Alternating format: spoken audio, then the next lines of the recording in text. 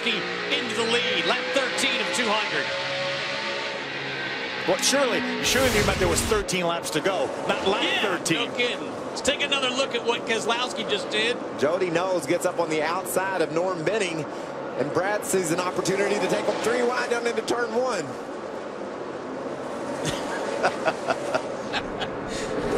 What a great move by Brad Keselowski. 13 laps into the race. Back down outside wall here. Trouble in turn 2. Outside wall and drug on the apron. Oh. 2 trucks involved. The 0-1 of Jake Crum. Timothy Peters. That's the penalty from pit road's open. Pit road's open. That's the danger. That's the danger and penalty from going to the back of the pack. Right rear. No fuel. No fuel. We'll get the damage done. First caution coming out on lap 15. I believe the 99 of Brian Silas. That is Brian that was involved in this incident as well. That's Jake Crum, the 0-1 truck. A lot of damage to that one.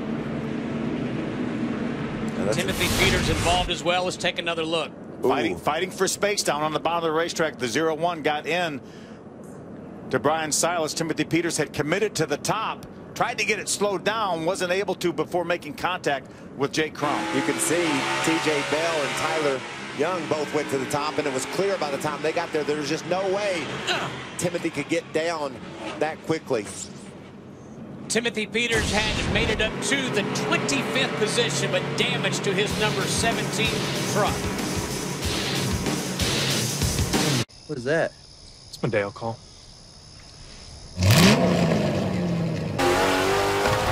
You're on a diet of taking it up a notch. That's way better than my duck call. Drink Diet Dew, the only diet with dew in it. Just back underway here at the Bristol Motor Speedway. Brad Keselowski jumps out to a little bit of a lead over Kyle Busch. Ron Hornaday, Cole Custer, Bubba Wallace Jr., Hermod Quiroga all battling for that lead. Just make a note, that 88 truck, another battle on the bottom that he prevails from. So that's a very strong truck, being able to run around the bottom of the racetrack and make progress. I like that as this race gets into its later stages, because everybody's going to want to run up top. Matt's got a truck he can go other places with, and he's going in a hurry. We saw Bubba Wallace, the 54 truck, get by that 00 with Cole Custer, and Bubba did it on the top of the racetrack. So Matt Crafton in that yellow 88 took a look to the inside, but he now gets in line on board with Johnny Sauter. He's looking ahead at Hermod Quiroga. Remember, green racetrack here, no rubber down after that rain last night. All these drivers right now favoring the bottom of the racetrack. We're going to see these trucks move up as the race wears on. Brad Keselowski took the outside on the restart, and he prevailed over Kyle Busch like Kyle did on the initial start. Max Gresham looking to the high side of the racetrack. There's a good shot of Ryan Blaney, that blue number 29. He was the highest placed truck that pitted during that caution flag, and he was running in the 13th spot, Hermie. Well, you're right, Phil. The 29 of Ryan Blaney made a stop on pit road as well. He started 14th and was not going anywhere. Truck was way too tight, so they took advantage of that caution to come down pit road to make a chassis adjustment. They could not put fuel in prior to the competition caution, but trying to get Ryan Blaney better through the corners. Also, Timothy Peters came down pit road. The hood on the left side was up in the air. They used a baseball bat to get that down. They put 2 right side tires on it and a spring rubber in the right rear. But Timothy Peters is reporting the truck is still way too tight and has more damage they need to fix next time they come to pit road. And through all that repair, the 17 truck able to not lose a lap. Yeah, but he's in trouble, guys. He's struggling, can't get around Jody Knowles. Not going anywhere really right now. And the leaders are within a straightaway of him. So that election to go to the back after working on his truck after qualifying, in hindsight, was a mistake. He got involved in an accident, which you'll have at Bristol. You know that everywhere you're in danger of getting in someone else's mess, and Timothy did just that. Cole Custer in the 5th position. Matt Crafton wants it. See, Cole's moved up the racetrack in the middle now. Matt Crafton a little bit lower on the racetrack. This battle has stabilized here over the last few laps. We saw Matt take a run at Cole early on.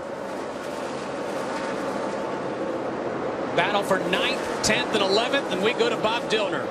Greg Alding is in that 20 truck, and he's one of those teenagers we spoke about. about, just 16 years old.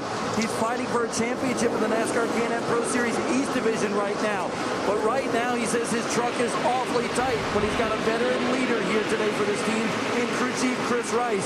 And Chris Rice reminded him, he said, listen, Gray, it's going to be that way all day. Just roll the center and see what you can do coming up off the corner. Gray Golding trying to hold on to that truck in a top 10 spot right now.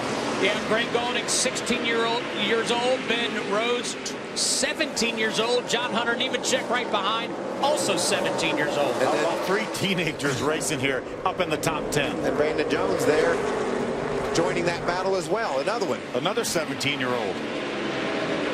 They're everywhere.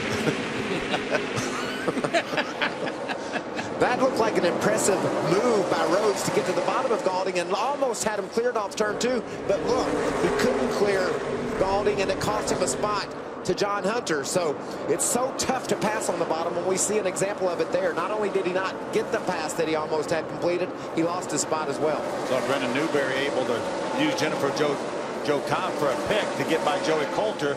That allowed Corey LaJoie, that 92 truck, to get by as well. Jennifer Joe Cobb 2 laps down in the 31st position. How about that power move by John Hunter Nemechek on the bottom of the racetrack, getting by the 20 of Gray Golding. Ben Kennedy in the 31 battling for position with Max Gresham. Hermie Sadler has more in Kennedy. Steve, the 31 of Ben Kennedy is going out. He has no brakes on that truck. His crew is telling him to try to get to the high side and just coast around the top and try to stay out of trouble until they get a chance to come to pit road, but no brakes on the 31 for Ben Kennedy.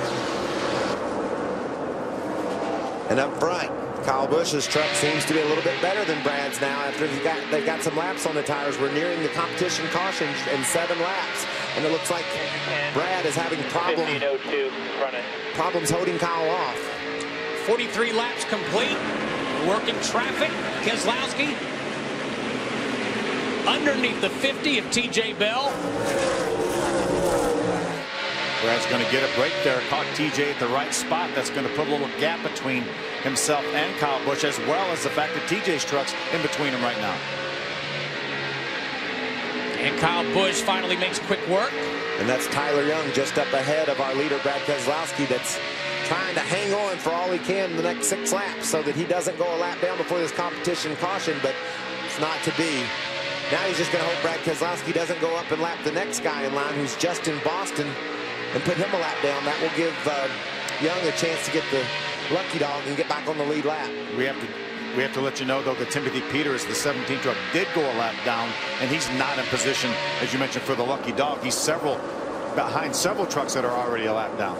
And earlier you talked about it, Phil. We saw Matt Crafton close on Cole Custer on the bottom, almost had a move made on him, but now Cole's been able to make the top work and drive away from that. We talked about at the beginning of the show, the multiple grooves, the bearing banking allows these trucks to run all over the place. Sometimes it's just as simple as finding another spot on the racetrack in the corner to run. That'll enhance your truck's handling and allow you to pull away from a guy. As you mentioned right there, the 25, Justin Boston would desperately love to stay on the lead lap here. We know the competition caution is coming within a lap or two. Jeff Burton, the 13, right in front of Justin Boston. Just completed lap number 49.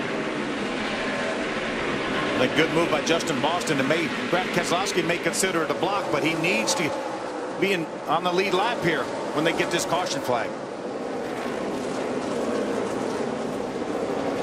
If he can stay right there, even if Brad gets by him, there's a caution. He will stay on the lead lap.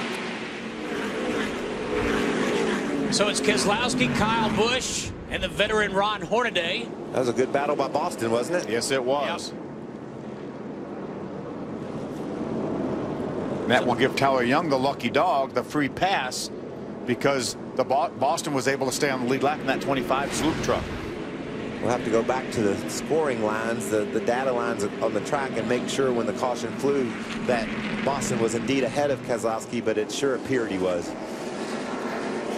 And we're getting confirmation from NASCAR that Boston is on the lead lap. So Justin Boston's biggest fan during those last couple of laps, Tyler Young. Yeah, absolutely. He wanted to see Boston hang on to that lead lap so that 02 truck could then return to the lead lap via the lucky dog. So 23 trucks remain on the lead lap. Competition yellow out. Lap 50 of 200 here at the Bristol Motor Speedway.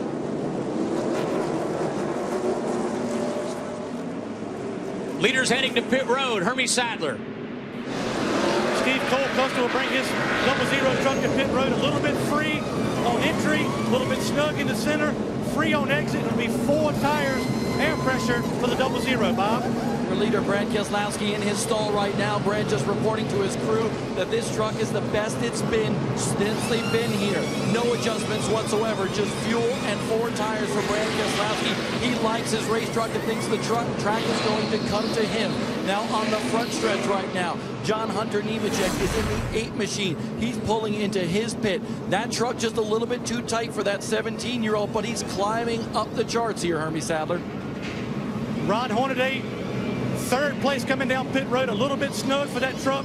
4 tires, air pressure, Sunoco fuel. Kyle Busch talking about how his truck changed a little bit after that first caution. It'll be a race off pit road. Looks like the 51 will win. Chattering the tires in the center of the corner is Kyle Busch. Kyle Busch is going to use that great pit position to win that battle off pit road. He got that pit position because he sat on the pole and he took advantage of it. It's warming up here at the Bristol Motor Speedway. Glad you're with us this morning.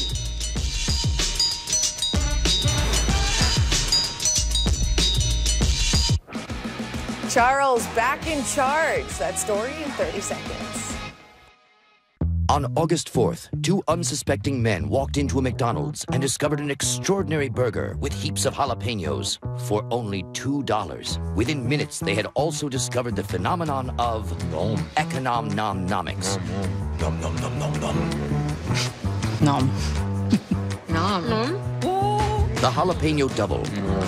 Try it now for just $2 on McDonald's Dollar Menu and more. It's economical. Nom nom nom nom nom.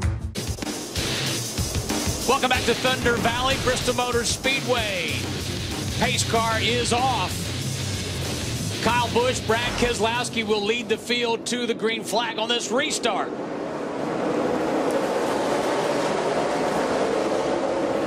Kyle Busch with a bit of an advantage. He's in the middle of the track. Keselowski on the bottom. Brad's going to fight back on the bottom of the racetrack. Yeah, Matt Crafton got really loose off turn 2 over there.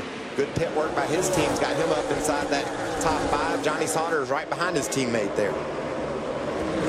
Ryan Blaney was a big winner on pit road. Came off pit road in the 10th spot. Keselowski edges in front of Kyle Busch. And you know, Phil, when you get the 10th spot, you're on the outside. You feel like you ought to be able to get a couple of spots on the restart, and that's what Blaney's been able to do. He's driven up to 8th after just 1 lap. Boy, Brad Keselowski is almost clearing Kyle Busch a couple times. Kyle Busch noses back on the outside. I'll tell you, the best time to make that bottom move work is right after a restart when the tires have cooled off a little bit. These guys have new tires here for that move. The look from Kyle Busch from his race truck.